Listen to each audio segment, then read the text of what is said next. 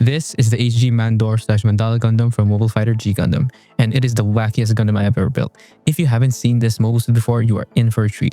Featuring that G Gundam super robot on seriousness, this model kit is not just a funny gimmick design, it is genuinely an amazingly executed model kit with tons of features and is definitely worth checking out. Grab some food and a drink while I show you why. Released in November 2025 in Premium Bandai for a price of 2,150 yen including tax, we have the AGFC Mandor Gundam from Mobile Fighter G Gundam. Here we have the box of the Mandor Gundam or Mandala Gundam. The Japanese dub and anime calls it Mandala, so I'll call it that. The box art has no credited artist, so I assume it's just a render.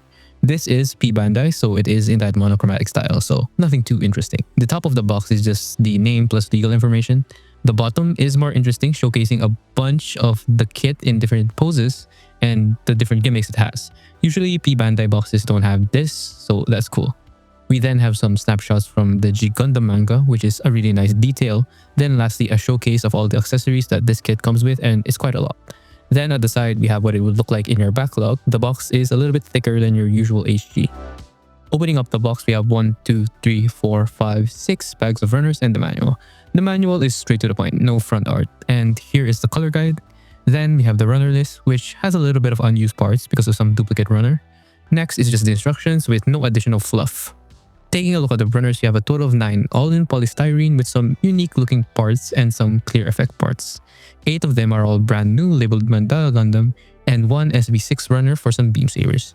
Oh yeah, we have an Action Base 5, which is in this pretty cool orange, which is nice to see included. Then lastly, we have a sticker sheet for just the eyes. And that's it for the contents. Let's build it. For the build, we start off with the arms, which is definitely interesting as it's all just a bunch of two-piece balls that have tiny balls which connect into more balls, so tons of balls. And that's pretty much it, plus the hands, which do have some decent articulation for the karate chop pose. Then we have the body, which starts off with your more normal Gundam chest, the more traditional Gundam chest. So this will be more familiar to most builders. But then we are back to making even more balls, which to be honest, I thought would be more tedious, but it builds up pretty fast because they're just 2 pieces. Then we have the scarf, which is in hard plastic, not any sort of cloth, which I definitely prefer. We then get to building the bell, which is a really fun and nice build. Never thought I'd be building a bell for a Gundam, but hey, here we are. The pieces are nice and chunky with some gimmicks for the transformation to defense mode. Of course, there's some ball action again. Then back to fitting the bell up with more detail and armor. The outer part of the bell has a nice texture to it, which is nice to see. Lastly, we have to put these little tiny details. I'm not exactly sure what to call these, but these transform into the mini Mandors later.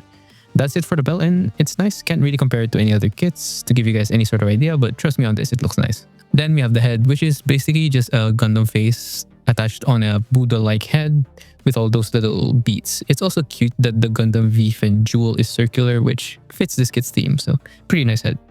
Then lastly for the weapons, you have the Kakara, which is like this staff-looking thingy with a bunch of rings. It's pretty neat that the rings are loosely hung, so they move naturally.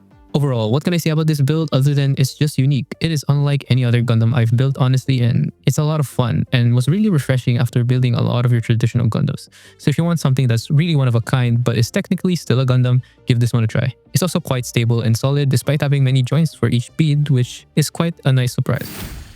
Okay, here's the HG Mandala Gundam out of the box, no additional modifications, just following the manual, and it looks great. Never thought I'd see the day that we'd get a Mandala Gundam in model kit form, which gives me a lot of hope that we get someday the famed Tequila Gundam and the Nether Gundam from G Gundam as well. Bandai, please. Speaking of which, let's get a brief background on this kit. This is piloted by Kiral Mikael of Nyon, Nepal, and this was mechanically designed by, well, I couldn't find the exact designer, but G Gundam's mechanical designer was Kunio Okawara, who is the original designer of the OG 0079 Mobile Suit Gundam. But I also just found out that Hajime Katoki of Verka Frame was also credited as the mechanical designer of G Gundam as well. So if you guys know who specifically between them was the one who designed the Mandala Gundam, let me know in the comments below. It's probably Okawara, but it's kind of funny to think that Katoki made this funny looking Gundam. Talking more about how it looks, I can't help but smile with how funny and wacky this looks. To some, it might look absolutely stupid in a bad way, but you know, for me, I love this guy. And it's really a subjective thing whether you love or hate this design or not. But as a model kit, it executes well on the original design. No real color inaccuracies, no seam lines you have to fix. The ones in the balls are made up as panel lines and are part of the articulation. Pretty much all good here in terms of aesthetics.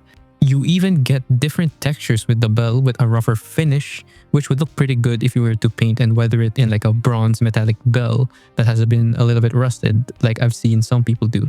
Overall, it's a well-executed model kit for a wacky design, love it or hate it. Size comparison-wise, this is 17.3 meters tall in lore, which is around 12 centimeters in 1/144 scale, but it's actually taller than that at 14 centimeters, which I don't know why. The art only shows 3 beads at the whatever you call the abdomen, while the model kit has 4 beads coming out. And yes, I checked, it's supposed to look like that even in the promotional images. So this is taller than your average RX-78 here in 1/144 scale. And here's it next to a standard 1/100 scale RX-78 Master Grade, the Origin. So it's a bit bigger than what it is in lore and is out of scale. So it might be a turn off to some people. Here we have the accessories that this comes with out of the box. We have the big Kakara, sorry if I'm butchering that pronunciation by the way, 2 sets of hands, a bunch of effect parts for different types of display, 8 mini mandalas, an alternate scarf, and an action base 5. The hands are attached via ball joints, holding fist and an articulated karate chop hand for both arms.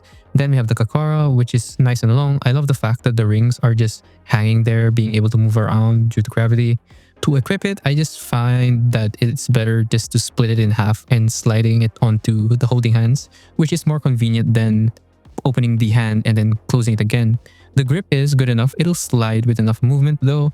For the effect parts, we have this one that is to emulate the beam saber inside being drawn, so you can place it in between the pieces and it looks pretty good and is easily double gripped. After that, we have it in beam saber mode, which looks good as well, pretty simple. Next is we have these 2 effect parts to connect the mini mandalas to the Kakura.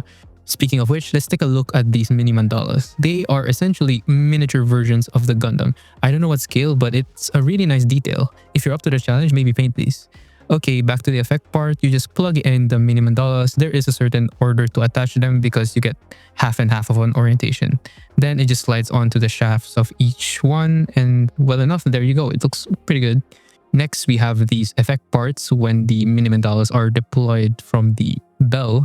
It's also a bit confusing as they have to be attached in a certain order. I suggest sorting them by size.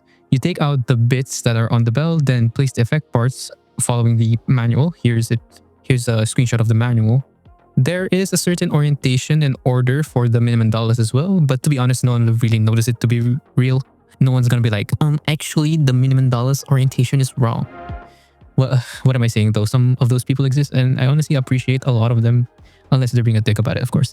Anyways, now that they're all attached, we can put back in the body and there we go. It looks great and pretty dynamic. I love it. It's a nice little gimmick.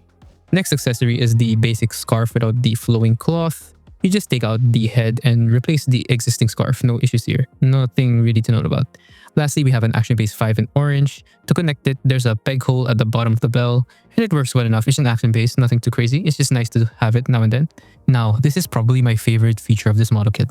The bell can actually be used to store some of the accessories. Yes, you heard it. You don't have to worry about losing or storing these tiny bits and effect parts. You can just pile them up in this empty spot within the bell and boom, easy storage, just an amazing feature.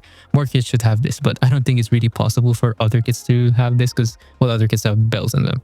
Also, there is another gimmick of this kit. It has a transformation to defense mode. You open up the bell, then pop out the body. You take off some of the beads. You open up these slots for the arms. It is a parts formation as you take off these pieces at the top. You then put back the body, putting the arms through those slots, and then you close out the bell. There you go. Also, you can replace these little bits in the bell with the mini mandalas, which again, there is a certain order if you want to be anal about it. Then that's it for the accessories. So overall, you get a lot of gimmicks and accessories for the price of this kit.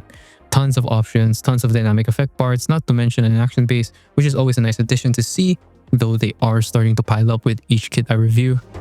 There is lots of combinations you can make. The transformation is included. You can really go crazy. It'll be fun to display this in dynamic poses, which let's get into. Now, the articulation of this kit is really interesting, but let's get to the boring part first. The head is on a ball joint, a double joint, but the scarf makes it a bit limited as expected, but it can still do your rotation. The cloth at the scarves have a ball joint movement, so you can move it a little bit. Okay, now the interesting part. So each of these beads are two pieces. So each of these slits here can be rotated as a point of articulation.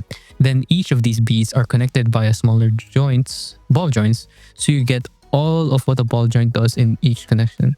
So if you line them up correctly, you can get a crazy amount of articulation, as much as you would really need. If you want a similar idea, it's kind of like those gorilla tripods, but with even more articulation. Of course, we have to mention the karate hands having some wrist movement. The torso articulation is on a ball as well, so you can move it pretty freely. And the beads in the abdomen, or whatever you call this, have the same beads, so they have the same articulation as the arms. So there are tons of ways you can pose it. You can get it forward really well and backward really well. If you want side to side or any other direction, just rotate it and make sure each of the slits line up, and you got it as much as you would ever need. So that's it for the articulation. Obviously, the bell doesn't have any articulation, but what we get is pretty good. Not just good actually, the arms and torso articulation is quite possibly the most articulation you could design for a model kit, maybe.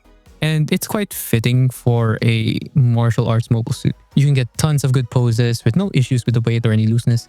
I cannot wait to see posts by those people who can actually pose their kits. I'm not the best at posing. There are some that are just crazy. You should see those posts on social media. Okay, let's talk about my likes and dislikes. First and foremost, I love the design. It is executed so well. No bad seams, no inaccuracies, different plastic finishes, just perfect basically. But because of the design, that is my only real dislike, which to be honest for me, I like the design, but for some it is not a quote-unquote serious Gundam design and they think it looks stupid. Which it does look stupid to be fair, but in a good way for me at least. And for a lot of people, they are a fan of it. I just have to mention that because some people do not like how this kit looks, and that's okay. There are preferences. Next is I love the accessories and gimmicks. They are absolutely filled to the brim. So much options, so many ways to play with it, and of course the transformation gimmick. And my favorite one is the storage system. Even an action base is included, so that's a lot of shit for 2,915 yen. Lastly, I love the articulation. Obviously, the bell is a brick, but the arms and body articulation is just peak. Sometimes it's even too articulated because there's so many ways you can move. For a G Gundam kit, it is up there with the best posing kits. So, is this kit a buy? Absolutely, with the caveat that you don't mind the wacky design, of course. If you don't take it too seriously and want a fun, unique, posable, and accessories-packed kit, this is the one. Assuming, of course, you can get it for the right price because this is P Bandai, unfortunately. So what do you guys think about the kit? Are you happy about your pre-order? Are you regretting it? Or did you even get a pre-order? Let me know in the comments below. And if you found this helpful, feel free to like and subscribe if you aren't subscribed yet. That's all. And as always, thank you for your time. Bye!